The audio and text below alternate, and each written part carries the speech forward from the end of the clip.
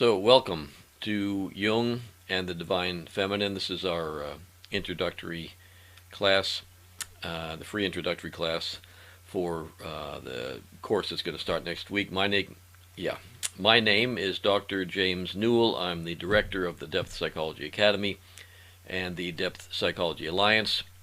This class, as I say, is going to serve as an introduction for our 8-week college level course on Jung and the Divine Feminine, which will be live for 8 weeks beginning next Saturday, March 9th at the same time, 1 p.m. Pacific time and 4 p.m. Eastern time. All of the classes are recorded, including this one, and they'll continue to be available at the Depth Psychology Academy website even after the live course has been completed. So if you miss one or if you join late or something, they'll all be there. And if you've not already done so, I do encourage you to visit the Depth Psychology Academy website. That's www.depthpsychologyacademy.com. And there you'll find a number of free classes as well as many complete courses on Carl Jung and Jungian psychology, as well as the Depth Psychology Alliance. If you haven't visited there, that's www.depthpsychologyalliance.com. And if you become a member there, there's a number of ways you can network with people, and you can list courses and things that you're doing and find like-minded people and different courses and things that you can participate in, and it's just a nice networking spot. So this class today, the purpose for the class and for the upcoming course is to explore not only the structure and dynamics of the archetype of the Divine Feminine, but also to look at both the individual and cultural need for the values that are represented by this archetype, and all from a Jungian perspective. Everything we do pretty much from the Depth Psychology Academy, all from the Depth Psychology Academy, and mostly everything from the Depth Psychology Alliance emanates from what we would call classical Jungian psychology. And we're mainly trying to, it's kind of, I learned from Bonnie Bright, the founder, that you can actually be a kind of an activist with depth psychology and make it easier for people to understand just what the benefits are of depth psychology. And so that's our mission, and that's what we're hoping to do with this course, is to expand on that.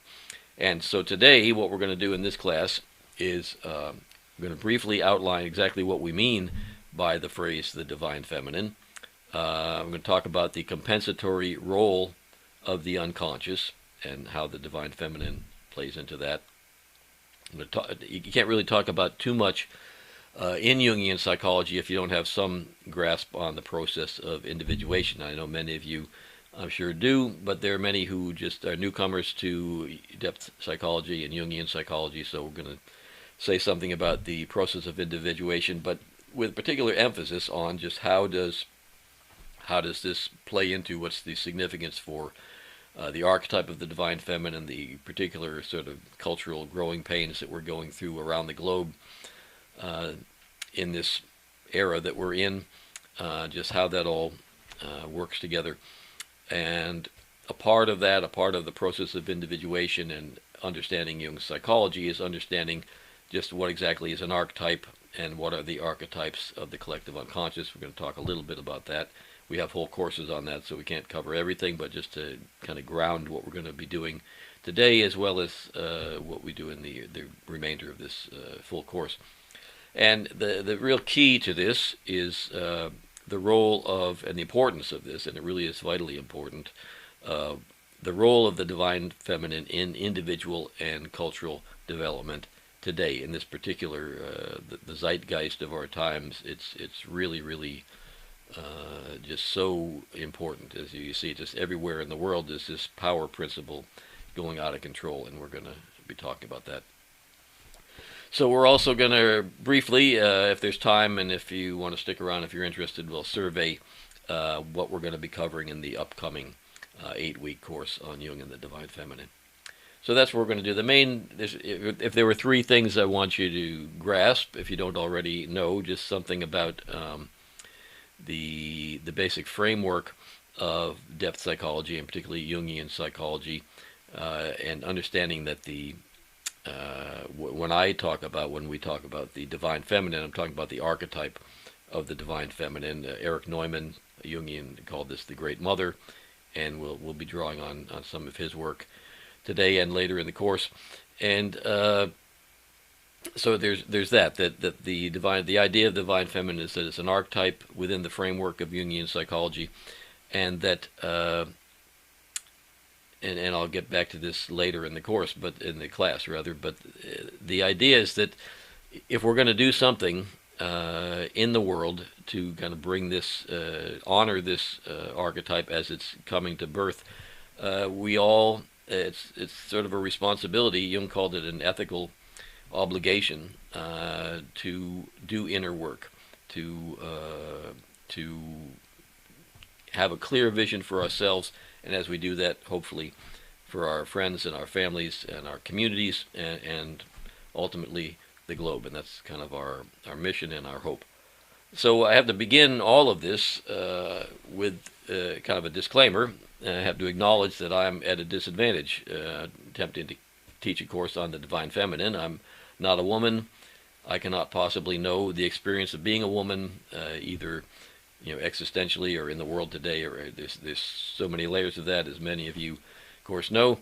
But I do have some expertise in the area of Jungian psychology, and I have some understanding of the importance of the archetype of the goddess, of the divine feminine, and the values that have been historically associated with the feminine and femininity. And when I say that, again, we're talking archetypally, and we're talking about historically means thousands and thousands of years. So it's there's a whole trajectory of this, and we won't obviously cover all of it. But what we're interested in is the absence of some of these divine qualities in culture today, and how they are awakening and need to be nurtured on an archetypal level in individuals and in culture. So another disclaimer is that this is not a class on, a lot of people who are interested in Jung are very involved in spiritual practices, and I know there are a lot of people involved in spiritual practices around the goddess, the whole goddess movement. This is not a class on spiritual practice. It's not a class on the goddess in that sense, or on the goddess movement, or goddess worship as a spiritual practice. Now, from the perspective of Jungian psychology, Jung considered all spiritual and religious and other sacred practices as being essentially psychotherapeutic systems. And from that perspective, it certainly is extremely valuable, and nothing, I have nothing against any spiritual practice, just that that's not the same as Jungian psychology. It can be an integral part of healing, and it can be a part of Jungian psychology, but it's not what Jungian psychology is. So whether we approach goddess movement and goddess worship as psychological and symbolic realities, or whether we approach them as metaphysical realities and are involved in spiritual practice, it can still be healing and very, very positive. It's just our emphasis today is going to be on the psychological side. So that brings us to the essential question: just what do I mean? What do we mean when we use the phrase the divine feminine? I could have, of course, this could have been titled the archetype of the feminine, or it could have been titled the goddess or something. So the idea, though, however we phrase it, is that from the Jungian perspective, all experiences of the sacred are experiences of the psyche. Jung was fond of saying that the psyche, that is the neurobiological mechanism of knowing the world, the central nervous system, and the what we would call the epiphenomena of the what results from the movement of chemicals and electrochemical activity in that central nervous system, all of that, which Jung would call the psyche, is a priori. Literally, that means what comes earlier or what precedes a thing. In other words, the psyche is what everything is perceived through by human beings.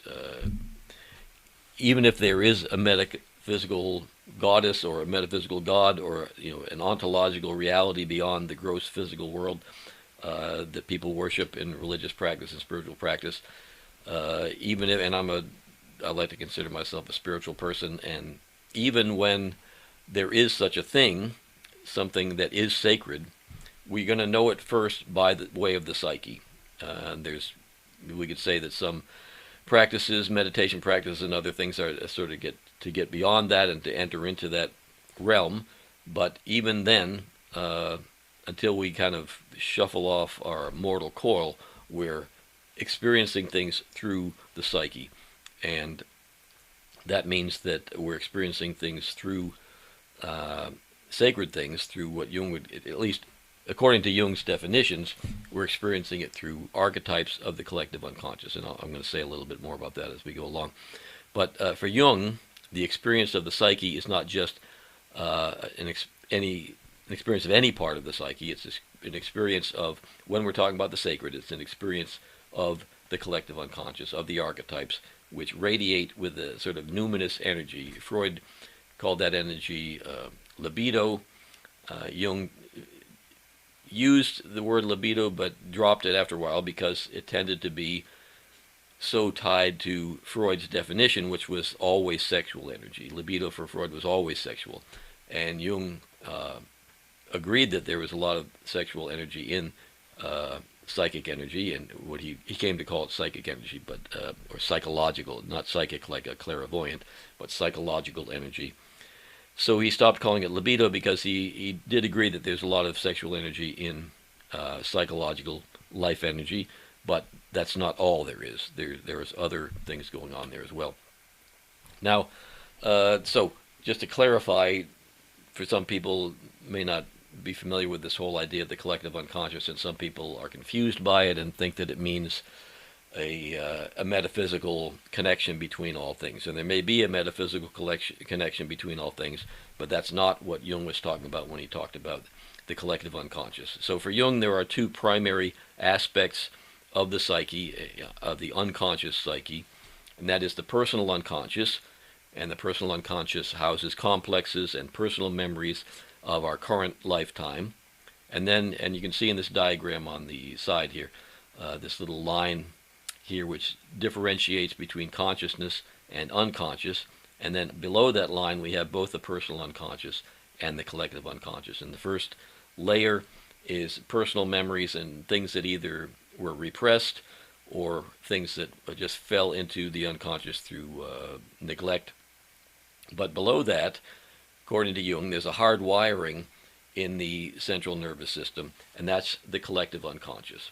Now, the constituents, we could say, of the personal unconscious are the complexes, and we won't say a lot about complexes today, but these are sort of networks of energy that have been blocked in one way or another. And the constituents of the collective unconscious are the archetypes. And so from a Jungian approach, the divine feminine is an expression of an archetype of the collective unconscious. And it's one that has been in human history profoundly important. Perhaps the most important transformations in human history were very much mediated by the divine feminine. This is prehistory, the late Paleolithic and the early Neolithic periods. But in modern times, the masculine has taken the kind of usurped that and actively repress the feminine, which is pretty commonly known. But we're going to talk more and more about that throughout this class and, of course, throughout the whole course.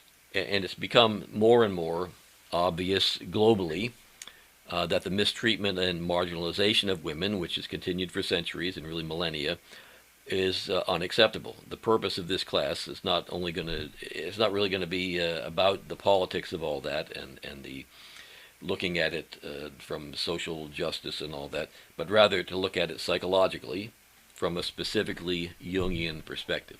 So this involves understanding what Jung called the individuation process from both an individual and a cultural perspective. So although understanding the central idea of the individuation process will be important in the course, we're going to be looking at the divine feminine and the goddess from a variety of different perspectives, not just that. There's been lots of wonderful research, archaeological and anthropological and just historical data compiled that's not strictly Jungian, but can be a very helpful adjunct to what we're trying to get at. So throughout this class, and as I say, the upcoming course, we're going to be drawing on ideas from authors who are women and who are interested in a variety of approaches to the divine feminine. Authors like Merlin Stone, who is interested in ancient practices of worshiping the goddess, one of the earlier writers about the religion of the Great Mother, or the Great Goddess. Gerda Lerner, who's researched the origins of patriarchy, and many others. As well as, and we're going to focus a lot on Jungian authors. For those of you who take the course and want to earn the certificate for the course, the textbook is going to be the book, Woman's Mysteries by Esther Harding. It's one of the first books on the goddess, and it talks about the cycles of the goddess in relation to the moon cycles. And it's a brilliant book. The preface was written by Jung himself. She was a student of Jung. She was the therapist for Edward Edinger, if you're familiar with Edinger. So she's just a wonderful author. If you don't know Esther Harding, I really encourage you to read her. She's got that book. She's got a wonderful book called The Way of All Women. She's got another book called The I and the Not I, which is really basically Jungian object relations, and a book called Psychic Energy, Its Source and Transformation, and just she's a wonderful figure in Jungian, early Jungian psychology. Then Marion Woodman, who passed away recently, but is a more modern figure, wonderful writer on women and femininity. Jean Shinoda Bolin, Sylvia Brinton Pereira, and others. But all of these writers are, in addition to examining the cultural implications of the repression of the feminine, which we're going to be very interested in, but they're also concerned with the psyches of modern women and men who are suffering from the denigration of the divine feminine and the qualities associated with the archetype of the goddess in their own lives. And this is something that Marion Woodman emphasizes a lot, that it's not just women. Women certainly have suffered greatly under this out-of-control patriarchy, and as we'll see, she doesn't really, as she says, she's not at war with patriarchy, but patriarchy is a necessary developmental phase, but it's gotten way off the rails into a power principle, and we're going to talk about that. So in addition to these female authors, we're also going to draw from, of course, Jung himself, Erich Neumann, a wonderful student of Jung's, Robert Johnson, and other Jungians who have written about the feminine and this whole issue we're going to be covering.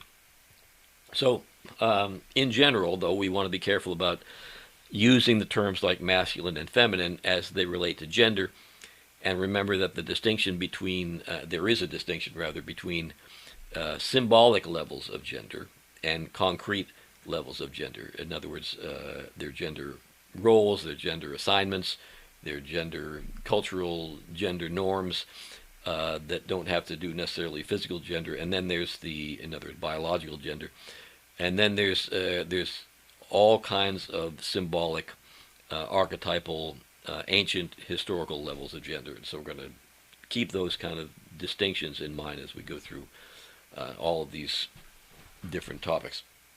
So the main element in cultural life that has worked to repress and denigrate the divine feminine is what we've come to call patriarchy.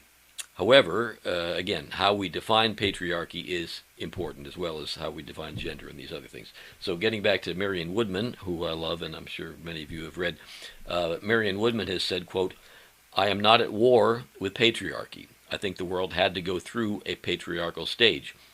There had to be certain thou shalt nots, and we needed them in the early stages of our civilization, just as children need them." She says, "I see patriarchy as the power principle, not as genuine masculinity.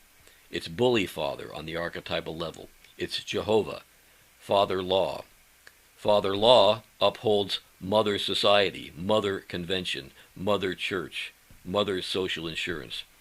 Yet these two archetypes, the father and mother in this context," she's saying, "leave us with a view of our own humanity that is very incomplete and immature."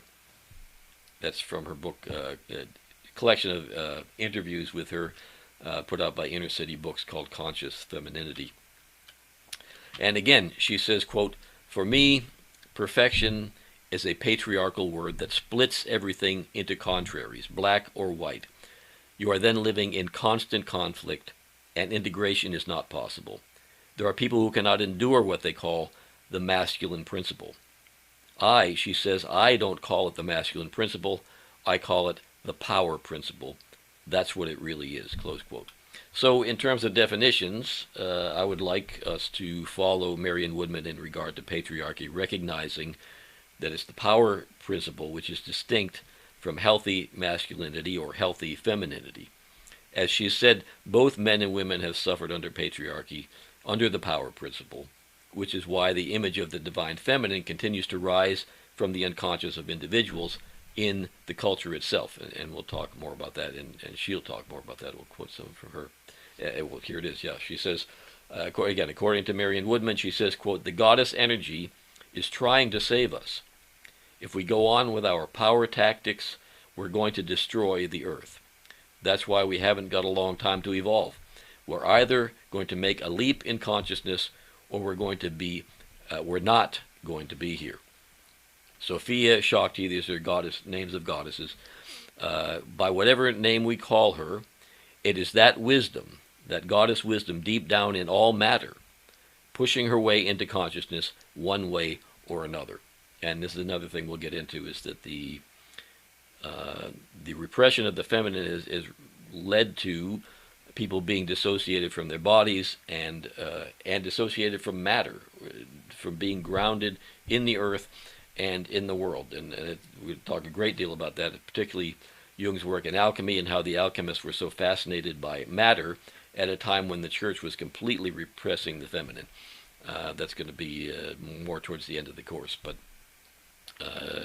again, matter is another word for mater, another word for mother, so there's all this to explore. So the question arises, why and by what mechanism, referring to this quote by Marion Woodman, why and by what mechanism would the goddess energy, as she says, push her way into consciousness? Well, what Marion Woodman is referring to here is supported by one of Carl Jung's key observations about the unconscious, and that is that the unconscious will respond to an imbalance of consciousness by sending, through dreams and imagery and cultural phenomena and what have you, sending these things, symbols, in dreams and fantasies and cultural phenomena that compensate for the imbalance. If it's too much on one side in consciousness, then something in the unconscious is going to come up to try and bring that into balance. In medical terms, that's homeostasis. If you've got too much salt in your system, the body will try to balance that out by having you drink more water and let off some of the salt in your body. Or if you're too hot, you'll perspire to cool off the body. If you're too cold, you'll shiver to try to warm up the body. It's trying to get this balance, trying to maintain this balance, this homeostasis. The psyche works in the same way, sending symbols that will help us to come back into balance. Now this occurs in individuals when we have a neurosis or we have too much of a fixation on something, but it happens culturally as well, and that's going to be a lot of what we're going to be interested in the course.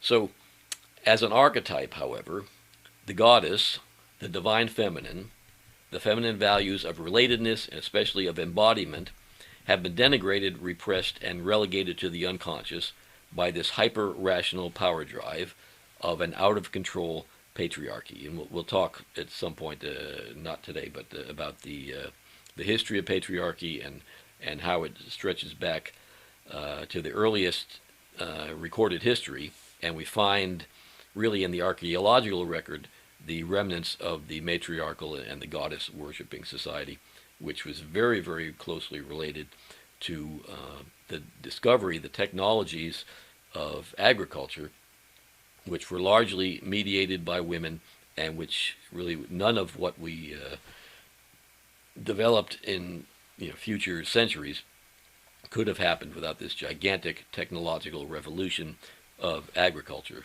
which was very much a gift of the feminine. So all these values have been so repressed that most of us, for most of us, they remain in the unconscious and in the body and in our perception of matter itself. According to Marion Woodman, the goddess often appears in the dreams of her clients as the Black Madonna. As she says, quote, "The Black Madonna usually appears outdoors, so she's related to nature.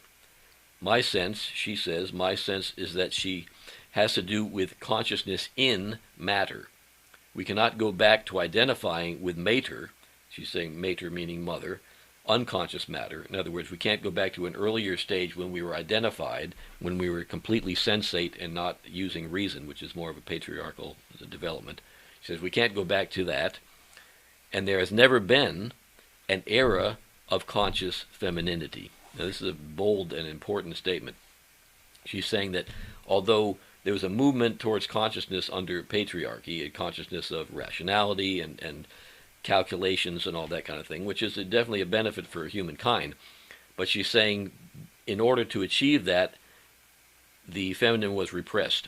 And because of that, there's never been conscious femininity. This will be a gigantic move forward in human culture and human development when there is broadly and culturally conscious femininity. She says there's never been an era of conscious femininity.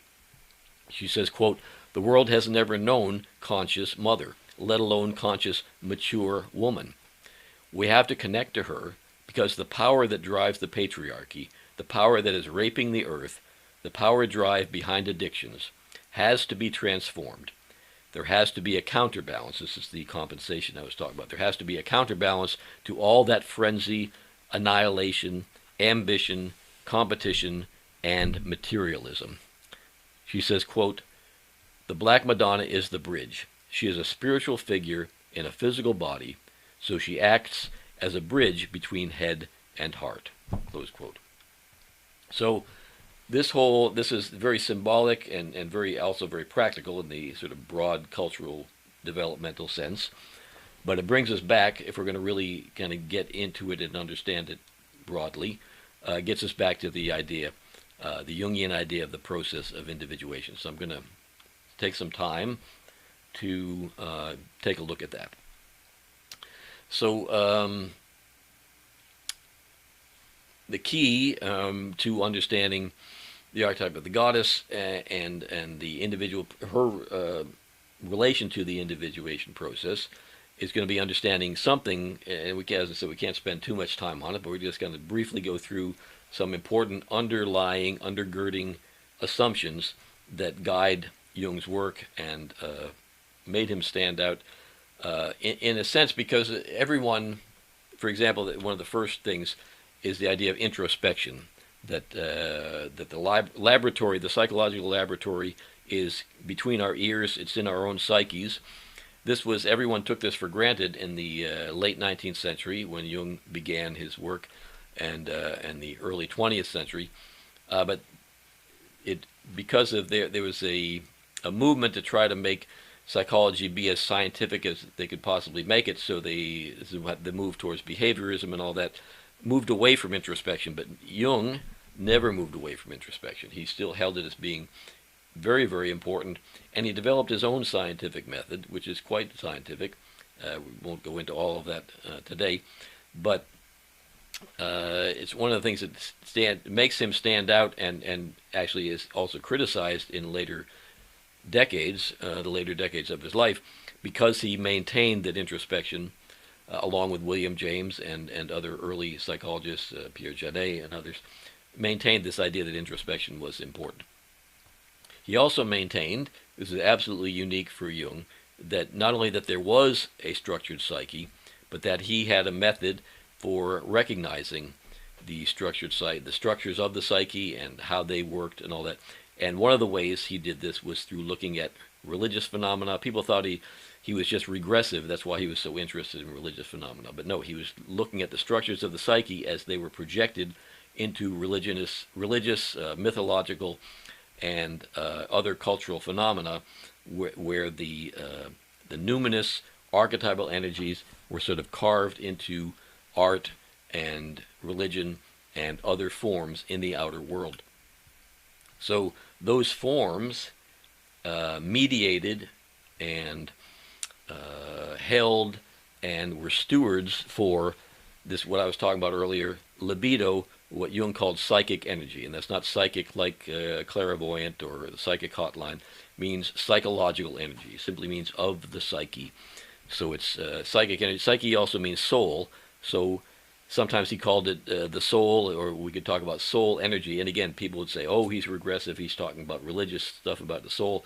No, he's talking about the psyche, which is simply a Greek word for soul. So the energy of the, really life energy, the energy of the psychological structures, the central nervous system, was all contained and mediated through this structured psyche. And what's the structure? What's the structure that holds it? It's the archetypes of the collective unconscious. And so when you look at people like the early thinkers, Janet and Freud and others, they talked about, essentially when they talked about the unconscious, they were talking about the personal unconscious, what I described earlier, where there's just personal memories and things that have been either neglected or repressed, but from the individual's immediate life. But the collective unconscious is, Jung is saying that we don't come into Earth with a blank slate. It's not a blank slate, it's a structured psyche, and that structure is housed in the collective unconscious, as I described that earlier.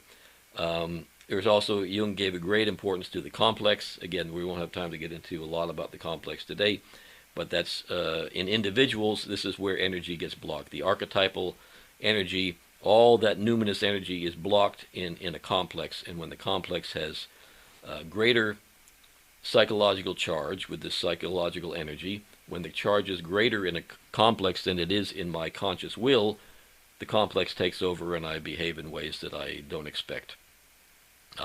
My intention, there's a passage in St. Paul, and I think Corinthians, one of them, he says, I do not what I would, and I do what I would not. And that's the complex takes over. When I don't have a strong intention, when I've worked all day, I've got all this energy focused, and then when I get home and I relax a little bit, now my conscious will is not as strong as the complex, and the complex takes over, and I get drunk, or I beat my wife, or I do something crazy because the complex has suddenly overwhelmed my conscious intention. And Jung said, now Freud says that the royal road to the unconscious was the dream. And Jung says that the royal road to the unconscious, however, is not the dream as Freud thought, but the complex, which is the architect of dreams and of symptoms. So when Jung looked at a dream, he saw it as more or less like a photograph of the complexes. And although he would agree with Freud that the dream is the royal road to the unconscious, it is so, Jung would say, because it's a photograph, it's an imprint of the complex. And so Jung would be trying to tease apart and understand the complex as it appeared in the dream. So for Jung, the goal of analysis was what he called it, would be just the goal of therapy, is to establish an ongoing relationship between the conscious and unconscious systems of the psyche. He called this the process of individuation, and this is the goal of Jungian dream work and Jungian active imagination, and it's the goal also of really psychological maturation in the modern world. And some people can accomplish it if they don't have a lot of traumas and what have you in their life. They can accomplish it naturally by being, they had good parents and they just move forward and they do things. Many of us, most of us, far too many of us, really need some sort of a leg up to do this kind of work, and largely in the absence of a functioning religious system. If you have a functioning religious system, the individuation process can happen that way too. For many, many, many people in the modern world, the system is no longer functioning for them in that way. So just to give us a definition, individuation is the word that Jung used to describe the differentiation of the conscious ego from the unconscious self. That's the first level of individuation. As Jung says, the aim of individuation is nothing less than to divest the self of the false wrappings of the persona on the one hand, and of the suggestive power of primordial images on the other. Now when he says that, the persona is this mask that we you see in this diagram on the right. It's the mask that we use to present to the world and to adapt to our families and to our communities. But as that happens, the things that don't fit in the persona, the things we don't want to show people, fall into the personal unconscious, into what Jung called the shadow. And so on the one hand, we want to be who we authentically are and not simply be the persona. So we want to divest ourselves of the false wrappings of the persona. But we also have the spontaneous emergence of primordial images, which is an early term that Jung used for archetypes.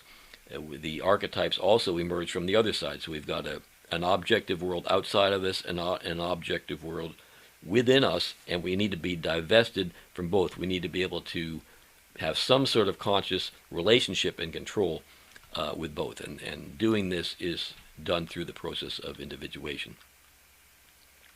So, and that's again, I didn't say a lot about the persona. The ego is the center of consciousness, as we see in this diagram. There's a separation between consciousness and the unconscious. And the primary archetype in all of the other archetypes, really often Jung would say, are just sort of aspects, fragments of this overriding, organizing principle of the archetype of the self. And the ego is actually a kind of complex. It's a functional, positive complex. And every complex has an archetypal core. The archetypal core of the ego is the archetype of the self. And as the individual matures and develops, they develop this persona. And as I said, that can be functioning and good for the first half of life, but the second half of life it becomes a problem. What happens is when things fall into the unconscious, this is the idea of projection. When a child or even an adult individual encounters something in the world that they're unfamiliar with, there's a little brief moment of anxiety. They don't know what that is. So the unconscious automatically, without thinking, searches around in the memory bank, see what does this remind me of, and something comes up from the past or from the archetypal realm and gets projected, gets seen on that outer thing that I didn't understand. The unknown is too frightening, so I project something familiar onto it, and that may be positive or negative, but it's not necessarily a quality of that outer object. It's a projection of my inner world onto the outer object. And again, that's usually how we become conscious of the shadow and of the archetypes, is first through projection onto another person. This is why Jung said it's really very, very difficult to become more conscious if you do not interact socially with other people, because we often experience the unconscious projected onto others in the outer world. So Jung pointed to the myth of the hero. He first did this in his book Symbols of Transformation as a way to describe the tendency of the ego to descend into the unconscious in order to access this psychic energy. When the psychic energy is missing, when we don't have it, when we feel flat, the ego tends to withdraw and try to access this energy from the unconscious. And Erich Neumann, a Jungian analyst from Tel Aviv, said in the process of realizing and assimilating an unconscious content, the ego makes a descent from the conscious standpoint into the depths in order to raise up the treasure. And this is from his book, The Origins and History of Consciousness. Now the question is, well, what has this got to do with the Divine Feminine? Why are we talking about heroes when we're talking about the Divine Feminine? This is the way through this idea of the hero. This is the way through myth and story that consciousness has developed through this period of the patriarchal period. I'm just going to go briefly through this, and then I'll try to connect the dots for you. So in the classic story of the hero's journey, where in the ordinary world, something happens. There's a call to adventure. This is the metaphorical way, the symbolic way of understanding this development of consciousness. We're in the ordinary world. There's a call to adventure. Sometimes we refuse the call, but one way or another, something happens. You stub your toe, you get divorced, you get fired from your job, and you fall into this adventure that you really didn't perhaps want to go on. But as you begin that, you may meet a mentor, you cross the threshold, you get tested. Sometimes you find allies, sometimes you find enemies.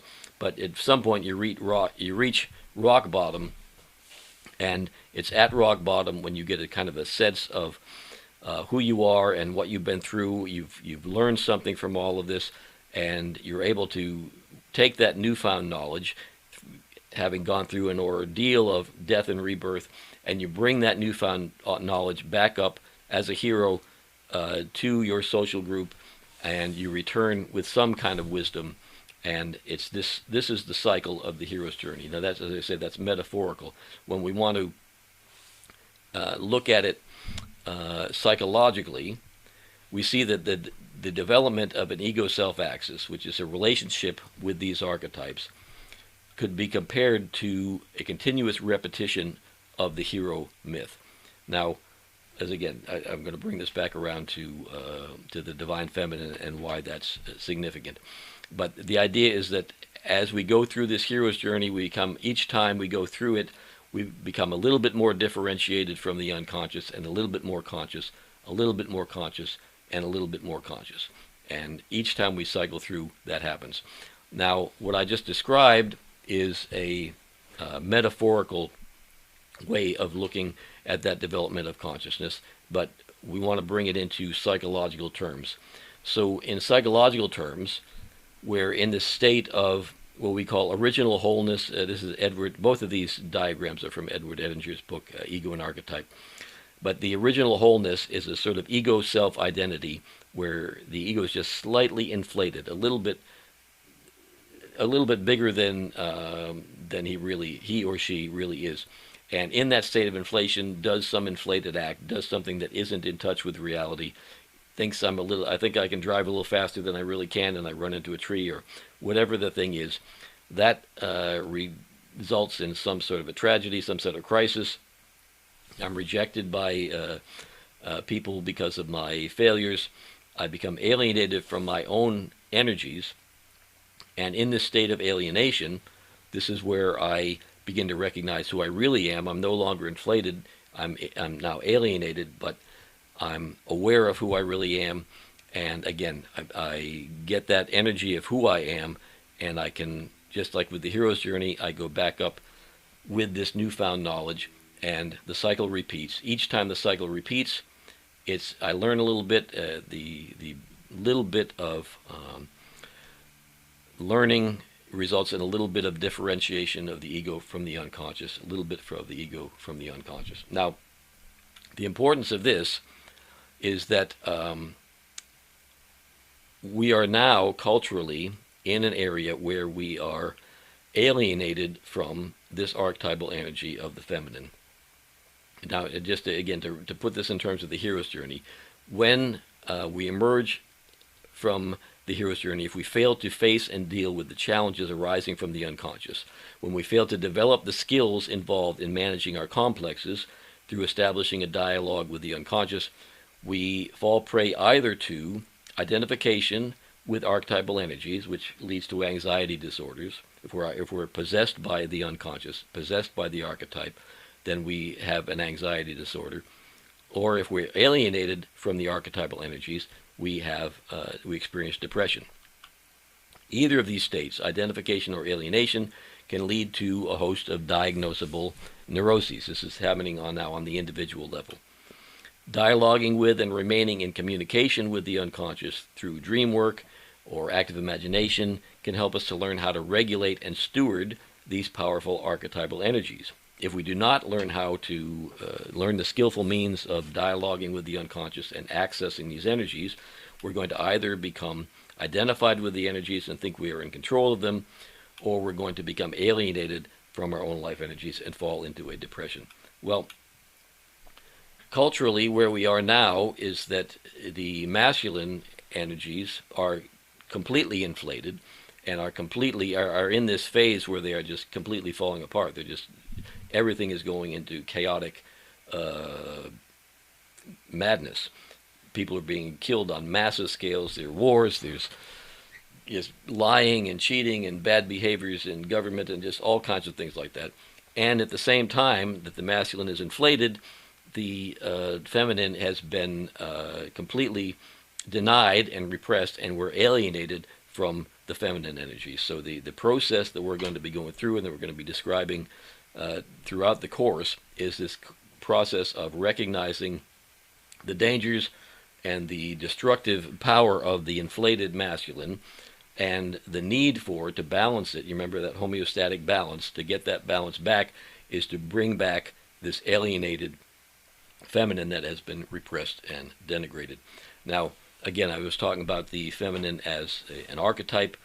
This is again from Esther Harding's wonderful book, The Eye and the Not Eye. She's got great diagrams in here. This is represents this circle here in the where the line is represents the individual psyche, and the first level of these archetypal energies would be the anima animus, which we'll talk a lot more about in the course. Then there's the great mother, great father archetypes. Then there's the gods of pure energy. And you notice they're dual. There's male and female, because it's that pairing of the opposites that makes the energy flow. Just like with a battery, you need a positive and a negative charge. When that energy is flowing, then you get something happening. If you only have one, or if one of them, as I say, is inflated and the other one is denigrated, then there's no energy. So in order for the energy to flow, there has to be a balance, there has to be a partnership. And this is a diagram of the general scheme of types of archetypal forms. Now, this is a diagram from Erich Neumann's book, The Great Mother. Now, it's really only half of a diagram because he's talking about the feminine and he's talking about the Great Mother. So you see this little bit over here with the masculine signs. If it was broader on the left-hand side, my left-hand side, it would be the masculine phenomena, but we're just focusing on the feminine here. So we've got the Ouroboros, which is that's the snake that eats its own tail. It's energy that's just completely unconscious and completely it's one, but it's not conscious. This is Marion Woodman was saying that we've never had a conscious femininity. That's what this lower level is depicting, is that Euroboric unconscious. But it splits into masculine and feminine, and on this feminine side, we have what he's calling the maternal Ouroboros. So it's a Euroboric creator. It's just a self-contained archetypal feminine, but it splits. It splits into what he calls the Great Mother, which has both the good mother and the terrible mother. These are representations of an archetype. Again, these lines up here, this is all in the unconscious of an individual person. This is the ego here. But underneath that ego, underneath the personal unconscious, really on the borderline is where we find the anima. This would be a male whose anima is represented there. But in all of us, we have these same archetypes, and they get projected. Remember, I was showing you projection before. It can be projected onto a human being. It can be projected onto a religious form like Sophia, which is a positive mother. There's the terrible mother projected onto the Gorgon, which is the Medusa. And then it's also projected onto Isis, which is a form which has both the good mother and the terrible mother aspects. So this is just a diagram of how the feminine archetype, the structure of the archetype, carries this energy, this numinous energy, psychological energy of the unconscious into the world through these different forms. And it's granted, it's a little bit I don't know what to say.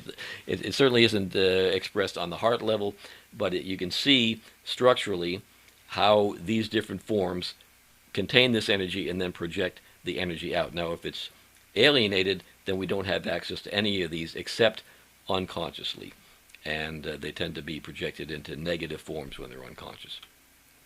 Now, as I said, there's a terrible mother and a great mother in this depiction, because all archetypes are valueless. They don't have a value to them in themselves.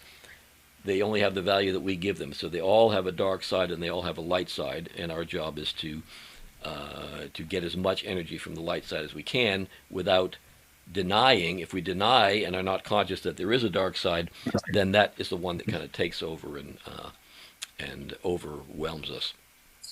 But that's why we have this split here of the great and terrible mother, and the good mother and the terrible mother. So for Jung, this process of individuation is the process of making the unconscious conscious. And the process occurs in each individual, but throughout history at different times, the process occurs on a cultural level as well. And that's what we're going through now, where we have this alienation of the feminine and we have an inflation of the masculine. And it's clear that this is happening in our time. As anyone who has their eyes open can see, it's reached a state in our culture where literally life and death, it means a case of life and death for millions. And over 30 years ago, Marion Woodman described a state of cultural desperation, which has really only descended into more and more chaos in the intervening decades. So this is what she said a long time ago. She says, quote, "Patriarchs, men and women, who have no concept of conscious femininity are locked in an energy that blinds their eyes and deafens their ears to their own unconscious rage. They believe they have feminine feeling, but their blind devotion to Great Mother in whatever form, state, church, corporation, university, this blind devotion has cut off their connection to their own soul values. This lack of soul connection results in unconscious projection that can be diabolic in their intensity. Anger quickly seethes into rage, distrust, and into contempt. Individuals whose egos are battered and bewildered by the chaos of collapsing structures can quickly succumb to possession by unconscious forces." This is as I was saying, when it's completely repressed, it takes over the unconscious. It's like a complex that takes over the unconscious. So she's saying, while I still have faith in divine purpose, I am increasingly sobered by the depths of unconsciousness to be overcome and the kind of inner strength necessary to prevail, that is, to prevail against this incredible level of unconsciousness. Now, she says, is it not inconceivable that in 1992 we tenaciously hold on to an order of society that is in reality enacting its own extinction, close quote.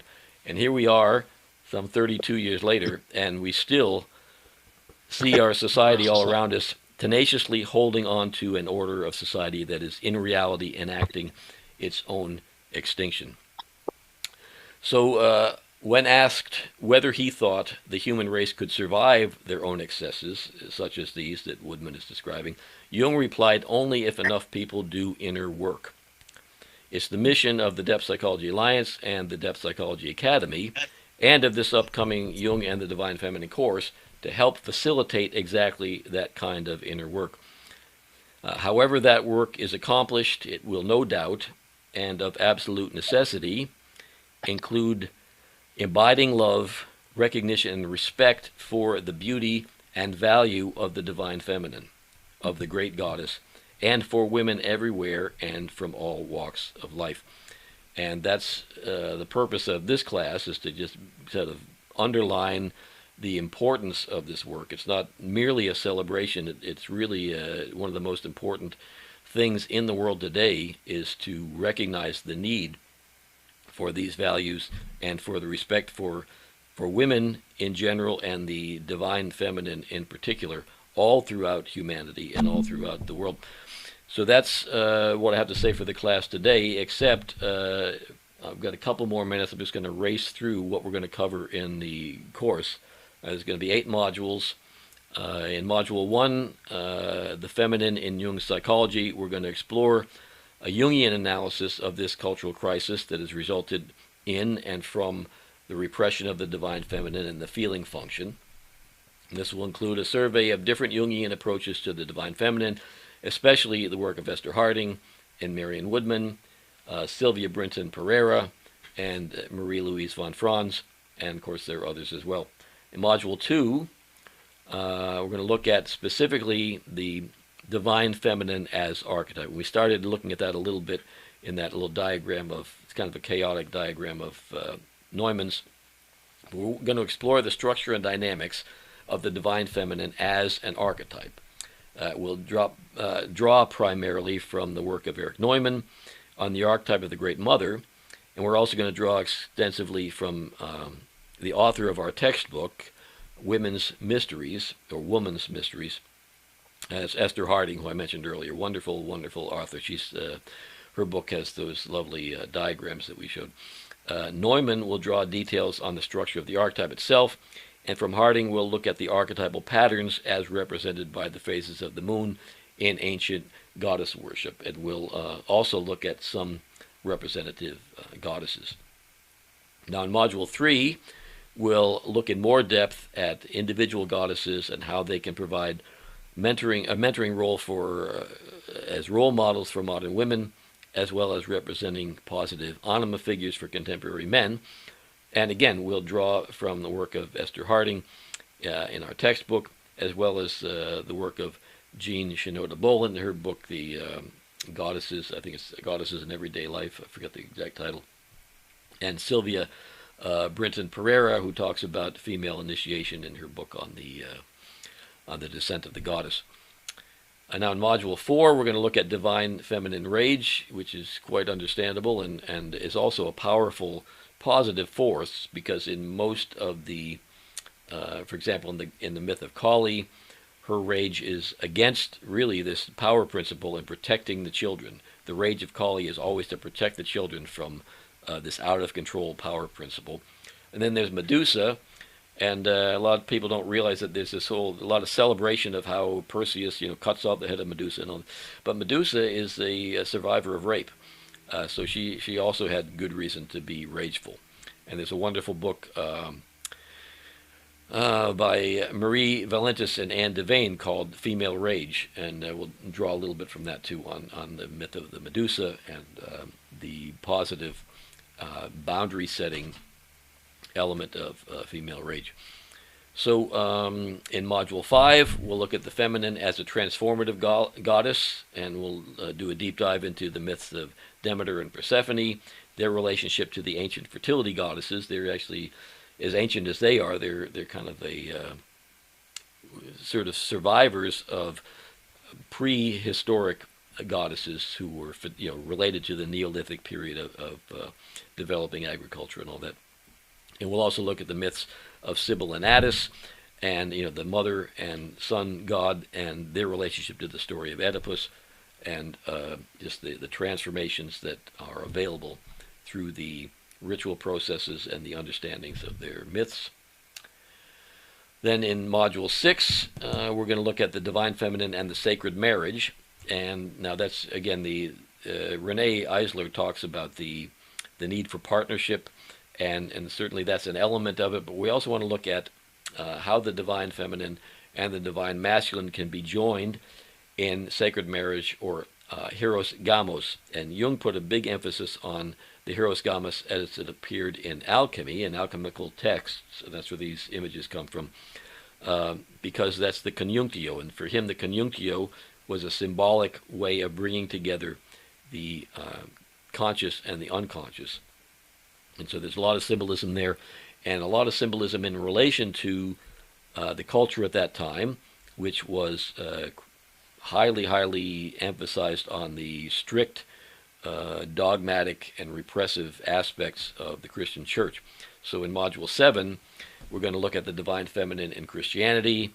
Mary, she's a much more highly developed form of the we talked about Cybele and Attis as the mother-son dyad. Well, this is a very, very different mother-son relationship here in the Christian myth and the Christian story, and looking at, again, how the ancient art of alchemy was seen by Jung to be a compensatory dream that balanced out the one-sided repressive nature of the Christian dogma and the most repressive aspects and repression of the feminine and of matter in the Christian church, and how alchemists saw this great numinosity and fascination with the feminine and the energy that was encased in matter. And why was it encased in matter? Because it had been repressed in the culture so much.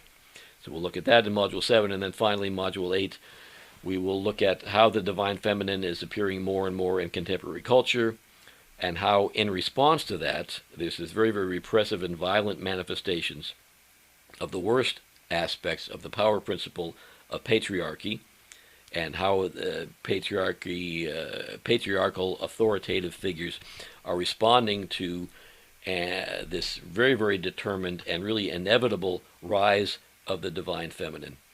And we'll look at the necessary moves of culture from reason to intuition, and from hyper-rationality to feeling, and just how this is happening now, and what we can all do in our, as I say, in our own lives, and with our friends and our families and our communities, to try to help limit the insanity of the power drive and patriarchy, and bring to birth the softer and more bond. There's anthropologists and archaeologists talk about two aspects of human societies and human beings, which is the hedonic and the agonic, and one is tends to be societies that are bonding and support one another, and the other is where they try to achieve status and get superiority over one another. And these two, just as the masculine and feminine need to be wedded and balanced, these two aspects of culture need to be balanced, this bonding and tendency, and this tendency for status and control. So that's a big chore, but that's what we're going to try to work on and do in the course that's going to begin next week on March 9th. And I appreciate you all joining me today. And if I kind of moved quickly, but I hope if you have some questions or some thoughts or comments, that you will let me know. You can put them in. If you're shy about unmuting, you can put your comments or your thoughts in the chat, and I'll try to respond to it that way.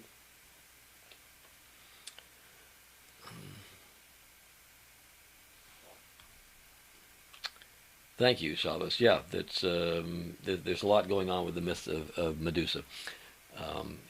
Chavez says, thank you, Judith, mentioning that there are different aspects. There are different, with all these, particularly the Greek myths, there's different versions, and they show up in different ways. And she's a product of rape in the Roman mythology of Ovidius, Chavez says. You're welcome, Alma. Thank you for coming. Does anybody have a thought or a question? If you want to unmute or put it in the chat. I'm going to wait a couple of minutes. If I don't hear anything, I'm just going to say thank you all and appreciate you being here. What would be the work commitment per week look like? Looks like a very exciting course. Thank you, Aiden. But in any case, there's just, if you want to get the certificate at the end of the course, first of all, there's no deadline on anything. The course is going to be up, potentially forever, I hope. So if you want to do it week by week and complete each assignment each week, there are 2 quizzes in each module. There's a quiz on the lecture, and there's a quiz on the readings. And this, as it turns out, in the past, I've said, well, you have to buy the textbook. If you like to read, or if you don't mind reading digital texts, there is a digital text available. I'll make it available in the course, but it's also available at archive.net of Woman's Mysteries. I guess the earliest printings of that are now in the public domain, so you can just download that PDF of that. So you'd complete the readings, which usually about 30 or 40 pages, and take the quiz, and then listen to the lecture and take the quiz. But if you don't finish it, there's no deadline. If it takes you 2 months or 3 months or 4 months, you'll get the certificate whenever you finish the quizzes successfully. So the commitment isn't a great one. Thank you, Julie. I'm glad you think. Julie says this is a very important course. I hope so. I think it is. I think it's really. I'm not kidding. Along with Marion Woodman, I think all of the craziness that we're seeing, the wars, and the out of control governments, and the authoritarianism, and the rise of fundamentalism, all of this is really a response to the inevitable rise of these feminine values, and represented by the great goddess and represented by the divine feminine. And the more we can just be aware of that and help work towards rising consciousness wherever we can, I think the better off the world is going to be. And as Marion Woodman says, we're either going to evolve or we're not going to be here, because that's where the stakes are now. And yeah, thank you all and for your comments. And we're going to I'll have the introductory module, which will have this talk, recording of this talk, and the PowerPoint, and the what is it? The just a couple of basic things will be up by Monday. And as we do, those of you who want to take the course, what we'll do is the lecture will be on Saturday, and then by Monday that module will be up, so you can take the quizzes and read. There'll be additional readings and things if you want to do them. If you want to do the assignments, you'll have that week. But as I say, there's no deadline. You can finish it at your own leisure, and it's good to. It's. I don't think if you've been to any kind of college courses or anything like that, it's no more onerous than a simple college course where you just do some reading and take a quiz on it.